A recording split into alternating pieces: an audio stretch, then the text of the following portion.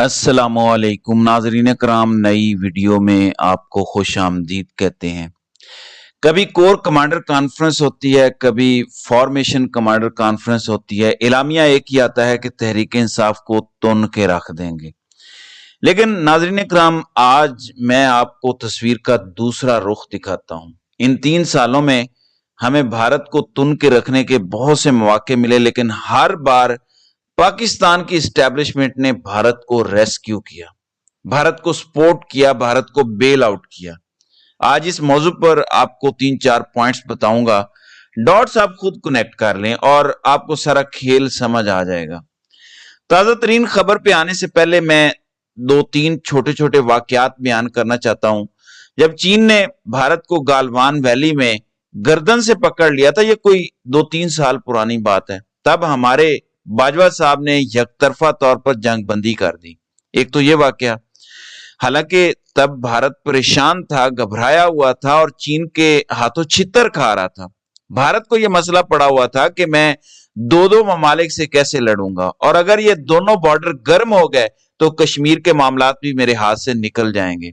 लेकिन तब बाजवा साहब ने भारत को रेस्क्यू किया, मोदी सरकार को रेस्क्यू किया, बेल आउट पैकेज दिया और कहा कि हमारी तरफ से तसल्ली रखें, इधर से सीज फायर है।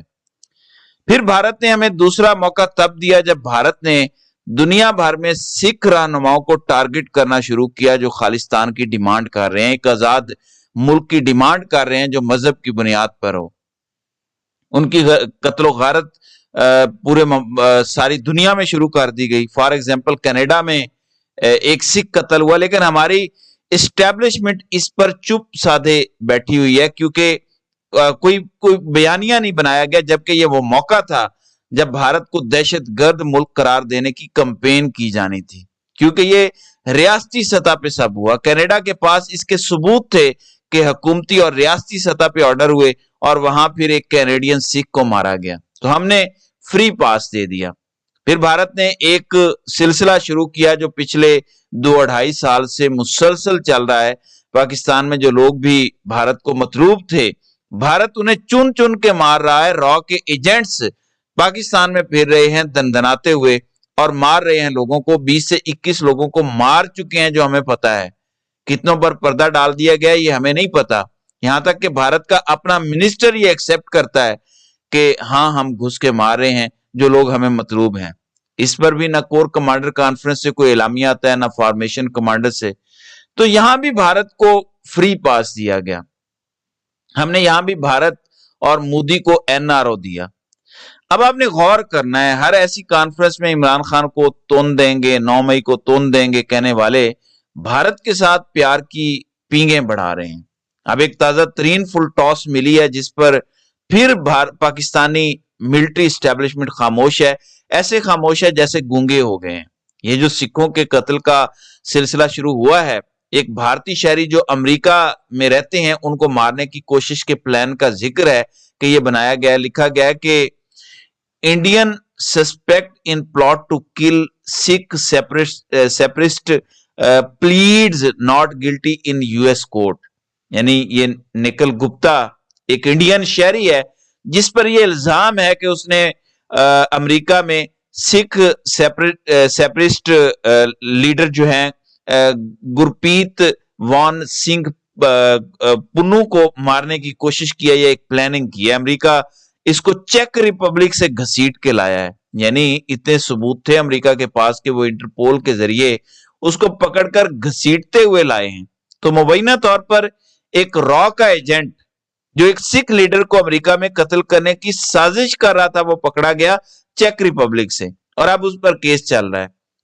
अब तक उसने नॉन गिल्टी प्लीड किया है। जाहिर है कुछ तो सबूत होंगे जो अमेरिका उसको पकड़ के चेक रिपब्लिक से लाया है, और सिर्फ उसने अभी मारने की प्लानिंग की थी। अमेरिका में, कनाडा में तो मार दिया था, लेकिन क्या आपको पता है कि इस सारी डेवलपमेंट पर मिलिट्री एस्टेब्लिशमेंट खामोश है।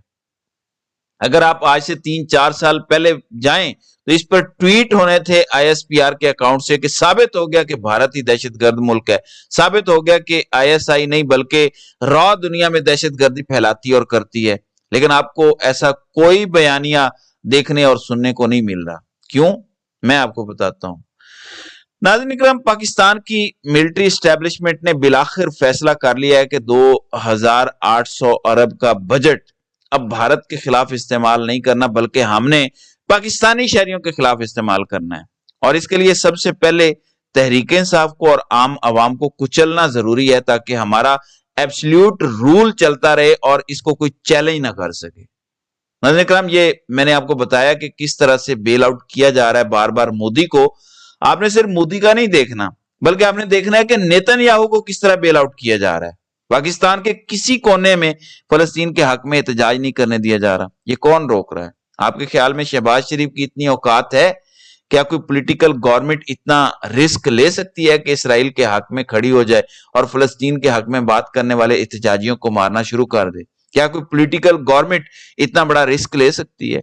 शहबाज शरीफ जितना मर्जी बड़ा टाउट हो जाए, मरियम जितनी मर्जी बूट पालशिया हो जाए, इनकी अपनी औकात नहीं है।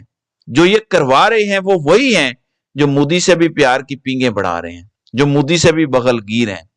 तो इन 2-3 सालों में इसराइल और भारत के मफादात का तहफ्फुज बकायदा हमारे ताकतवर लोग कर रहे हैं पाकिस्तान में, और जो इसको कॉल आउट करता है उसे गद्दार करार दे दिया जाता है। सोचने की बात है, अगर भारत और इसराइल से दोस्ती आप कर रहे हैं, तो जो गद्दार हैं वो किसके कहने पे गद्दारी कर रहे हैं, ये हमें बता दें। किसी बैरूनी एजेंसी की मां पर ही कोई गद्दारी करता है ना, किसी का एजेंट बन जाता है। अगर मोदी और नेतन्याहू आपके दोस्त हैं, तो गद्दारी कौन करवा रहा है फिर, और किसके कहने पर हो रही है? डोनाल्ड लू तो आपका जिगरिया यार है, तो अमेरिका भी आपका दोस्त है, तो फिर गद्दारी कहां से हो रही है? चीन से भी आप अभी जफियां डाल के आए हैं, तो चीन भी ऐसा कुछ नहीं कर रहा। तो जरा गौर करें अपनी हरकतों पर, क्योंकि अब वक्त आ गया है कि अवाम को हकायक से आगाह किया जाए कि वो कौन है जो 76 साल से झूठ बोल रहा है और पसे पर्दा ये सब कर रहा है। नाज़रीन इकराम, पाकिस्तान का अखलाकी मियार तो बिल्कुल जवाल का शिकार है। मैं पहले वीडियो नहीं देख पाया था, सिर्फ सुना था कि हारिफ रऊफ के साथ अमेरिका में कोई वाकया हुआ है। पहले हम देखते हैं कि हुआ क्या, ये जरा देख।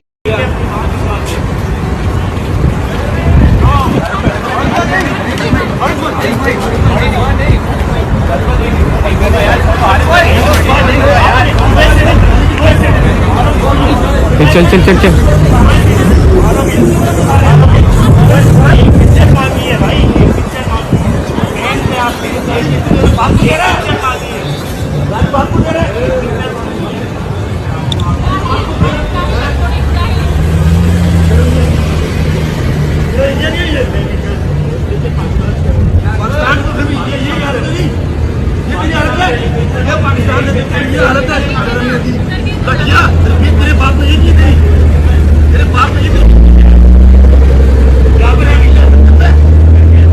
जी, मैं जो इस क्लिप के शुरू में समझ पाया हूं, ज्यादा मुझे समझ नहीं आया कि वो क्या बोल रहे हैं कि डॉलर के लिए अपनी मां बेच देते हैं, या ऐसा कुछ कहा है किसी बंदे ने गुजरते हुए हारिफ रऊफ को ये कहा है। जाहिर है ये कोई इतनी संजीदा बात तो नहीं है, क्रिकेट में हार जीत होती रहती है। देखें, पाकिस्तान में रिएक्शन तो आना चाहिए जो पाकिस्तान में मजालिम हो रहे हैं उस पर, और पूरी कौम को खड़ा होना चाहिए। जाहिर है मुल्क से बाहर पाकिस्तानी कोशिश कर रहे हैं, लेकिन क्रिकेट को इतना संजीदा नहीं लेना चाहिए कि आप किसी को ऐसे अल्फाज से याद करें। क्रिकेट की कोई हैसियत पाकिस्तान में नहीं रह गई। जैसे सब कुछ जवाल का शिकार है, वैसे ही क्रिकेट भी जवाल का शिकार है।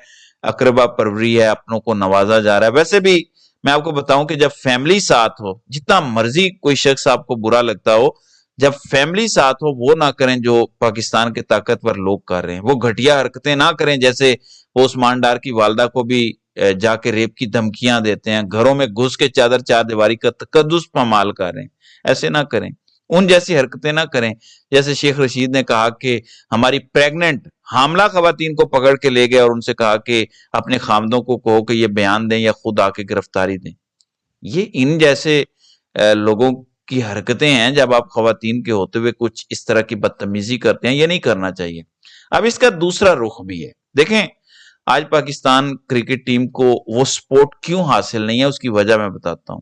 जिस वक्त 9 मई और पाकिस्तानी तारीख का सबसे ज्यादा जुल्म हो रहा था और इस्लामाबाद का आईजी पाकिस्तान के लोगों को 3 MPO के तहत बार बार गिरफ्तार करवा रहा था, तब हारिस रऊफ उससे तगमे ले रहा था। तब शादाब खान लाहौर के आईजी से तमगे वसूल कर रहा था, इजाजी तौर पर पुलिस की नौकरियां ले रहे थे। ये उस वक्त हो रहा था जब 9 मई के बाद لوگوں کی چادر چار دیواری کا تقدس پامال ہو رہا تھا، لوگوں کی ماؤں بہنوں کی عزتوں پر یہی پولیس افسران ہاتھ ڈال رہے تھے، لیکن آپ وہاں پہ جا کے اعزازی ڈی ایس پی بن رہے تھے۔ عوام کے دلوں میں آپ کے لیے ہمدردی اس وجہ سے ختم ہوئی ہے۔ پاکستان کے 2 سے 3 طبقات اگر سٹینڈ لے جاتے تو یہ ساری فسطائیت پہلے ہی ختم ہو جاتی۔ جب یہ بازار ظلم کا گرم ہوا، پاکستانی کرکٹرز کی ٹیم بائیک آؤٹ کرتی اور کہتی کہ یہ ظلم ختم کریں، ادھر ہی جھاگ کی طرح بیٹھ جانا تھا انہوں نے۔ ایک یہ، اور ایک ہماری میڈیا انڈسٹری، نیوز انڈسٹری کی بات نہیں کر رہا میں، اداکاروں کی بات کر رہا ہوں کہ اگر اداکار اور کرکٹرز ایسا کرتے تو یہ سب نہ ہوتا، اور کچھ نہ کرتے، صرف یہ کہتے کہ ہمارا آئیڈیل عمران خان ہے، اس کے ساتھ یہ سلوک نہ کرو جو تم کر رہے ہو۔ تو یہ اس کا فیڈ بیک ہے جو انہیں مل رہا ہے اور انہیں سہنا پڑ رہا ہے۔ تو ناظرین کرام، آپ کی اس ویڈیو کے حوالے سے کیا رائے ہے؟ آپ اپنی رائے کا اظہار کامنٹ سیکشن میں ضرور کیجئے گا۔